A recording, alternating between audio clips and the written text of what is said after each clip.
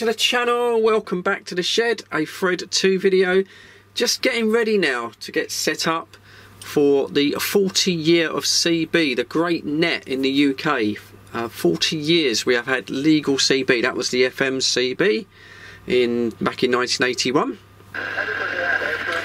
And yeah, just getting ready to set up. I've just done a video for Fred in the Shed 1 where I've been testing out microphones because I really want to use a power microphone for this event because I'm generally out in the shed for a couple of hours. It's a little bit chilly out here. I do have my heater, but it doesn't do a great deal to get the shed warm. So yeah, the standard microphone, this is the President standard microphone. I'll be using the President Truman, nice little radio, a CB radio for once. And yeah, you've got to really chew into this to get the audio up to a decent quality. I've had a couple of low audio reports from this microphone if I don't chew into it. So I wanted something a little bit more comfortable because I'll be sitting here for a while. So I've wired up the KPO 532.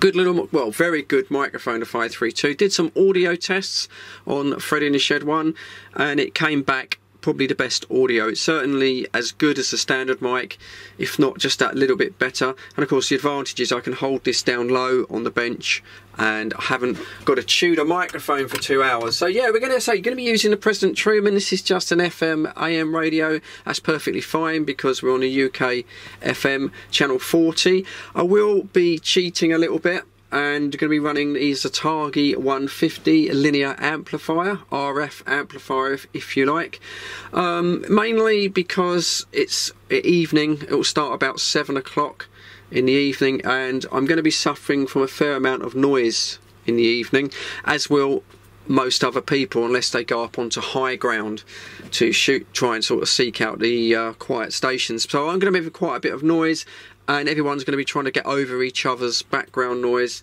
on 4 watts. I can do some contacts, but going to struggle a little bit. Going to struggle a little bit on the 4 watts. So yeah, going to be cheating. I've done power tests before. It's about 50 watts, I think this puts out, something like that. Now, power supply wise, we're going to change it. Now what I normally do is I normally run, you've got my two 33 amp power supplies up in this blue box, which I've done videos on this before. These are the LED type power supplies. Let me just go up a little bit. Okay, so these are the ones that are designed for LED lighting. You would put these perhaps in a false ceiling, something like that. Now I use these in my radios in my shack. I don't know if I would really run a HF radio from one. They're not the most, well, they're not the best in quality. Okay, that's what I should say. They seem to work and they seem to work really, really well, but you do run a risk that they could go open and then you would fry your radio. So they are used at a little bit of a risk compared to a dedicated in proper regulated radio power supply, but they're cheap and I've been using them out. I've left these out in the shack. The only problem I've got with them is these two particular 33 amp units have a built-in cooling fan, and when they're idling like they are now it's absolutely fine, but when you key up the radio or if I use the linear, it tends to spool up, so you get almost like a vacuum sort of a noise, and that also vibrates down onto the bench here, which is off camera, but the bench here. So what I'm going to do this time is I'll have to run the linear off these because this will probably pull 8-9 amps, something like that, so I want to make sure I've got plenty of oomph for the linear. So I'm going to be running the linear from the 33s, and then the radio itself, which bearing in mind I'll be receiving a lot as much as I'm transmitting, I'm going to be using my little toolbox power supply, which also contains a smaller LED power supply, but that one has not got a cooling fan. So I'll be using that for the radio, and then for the linear I'm going to be using the big ones, and hopefully it will come out a little bit quieter. A couple of things, I did it last year, and because obviously I'm going to end up probably recording at least 3 hours of video. The camera battery doesn't last that long, it only lasts about an hour. So what I did last year was I plugged it into the mains on a phone charger, 5 volts. Didn't really work because that brought RF noise into the camera. It had like a hum, and then I had to put a low pass filter on all the audio clips. What a pain in the arse that was. So this year I've got a power bank, so I'll be using a power bank to keep the camera fired up, and being just a DC battery, it shouldn't have a problem. There goes my shed door opening. It's a bit chilly here today on a Sunday, so yeah, that's it, we're going to get set up. I hope it should be a really good night. You always get people that come back onto radio for the 40 year thing that don't normally come on to CB radio, and you kind of make new friends and you may get new breakers, plus we'll get a lot of the old people on as well, and it will go right on into the night. I'll be on at 7 o'clock and I'll be videoing, and I'll probably stay on a couple of hours, and it just gets a little bit too chilly out in the shed. And then it goes onto the lower sideband as well, and it goes on right into the late in the night time. It's a shame it's only one night that everyone comes together, but I think Del Boy started it, so cheers, thanks for Del Boy. But it's a great night on radio. When I first came back in 2014, I wasn't getting really hardly any contacts other than me and Steve Stevens, Paul 635 in Luton. The others hadn't come on yet. There was no Pucker Dave, there was no Awesome Dave, Steph, Robbie, all that lot hadn't come back on radio yet. And that first night, which was the 34 years of CB, I set it up, and it was absolutely flipping awesome. I was getting loads and loads of contacts, and it was my first taste of what CB used to be like back in the day. I was absolutely buzzing. My hands were shaking. I was so excited. Going to get a little bit excited about a Tuesday night, and I'm probably not quite as excited as that, but I certainly will be getting into it, and I'll be videoing it all. So it'll all be on video, and that'll be up on the Fred in the Shed 1 channel. There's loads and loads of editing I have to do, so everyone will get their video up before me. I'll be a bit slow to the party on that one, but it'll be up on the channel. But there you go, this is the setup. So in the new shed, it's been winter shed also. If we go up, all of the tin foil, all of this foil, which makes it look like a microwave, a spaceship. We had lots of jokey comments about it, but it's been good. I have not had any leaks this year at all in the shed. We haven't had any snow or anything like that, but it's been absolutely bone dry in here. It also hasn't got damp as well, so I generally get damp this time of year into November, but there's no dampness in the shed, so I'm hoping that I've cracked it. We'll be using my little Kef extension speaker, probably wiring a pair of headphones as well, because I need a little bit of help with my hearing for those distant stations. But there we go. We're ready, we're set up. I'll just see if I can get a radio check just to make sure everything's working. That'll be the end of the video. Jake's 35 group is going strong on a Sunday afternoon, but these are North London stations, and I do struggle a little bit. I might have a struggle with a radio check on FM. If the skip comes in, it points the finger to your location. They don't know what way you're running, half a watt you're in. I know it's just helpful if you're running 300-400 watts. Yeah, brake on the side. I don't know what you're running.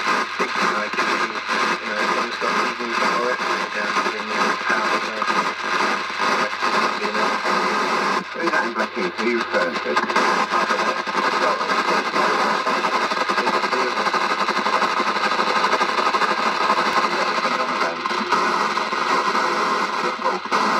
They're a little bit busy in with their chat. I'm going to have a job to break him.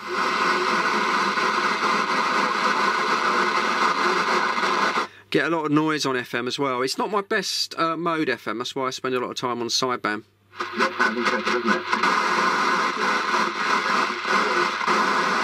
Yeah, brake on the side. I know you've got the unprogram getting across Australia and you never got there. I've got the unprogram place for him. Yes.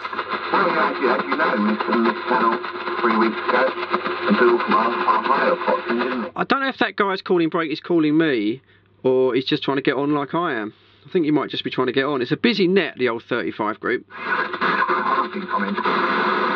Yeah, Jake Highgate. Yeah, anyone taking Fred in the Shed St Albans? Can we go up to 36, Breaker? Yeah, copy. Yeah, copy that, Breaker. You got Sean here, Fred, in Hemel, yeah? Oh, hello, Sean. Sean, mate, nice to copy you. I'm just trying to get a radio check, Sean. Just trying out a new microphone. How am I coming across, mate? Radio 5, 9 plus on the Cobra, on the Cobra.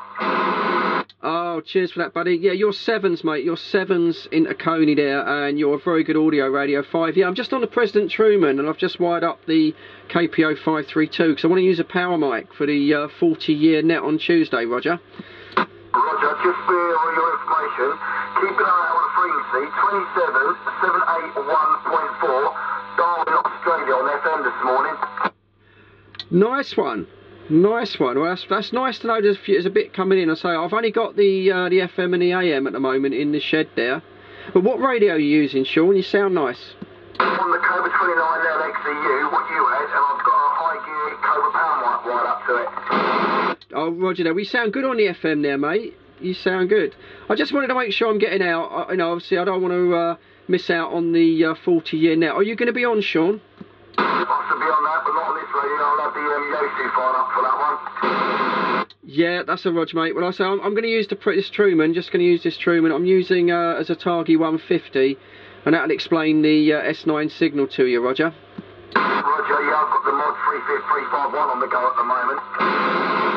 Oh, Roger, there. Well, that's working well for you, Sean. I mean, I struggle a little bit with FM. I do struggle a little bit. So I'm just looking at my signal meter. Every now and then it's dropping down a little bit. But okay, well, if I'm getting out to you, Sean, on a Radio 5, I should be fine for Tuesday night. Thanks for that audio report, mate. I was trying to break into the 35, but Jake was in full flow, Roger. So your Radio 5 and 9 plus, and I've got my antenna down low at the moment.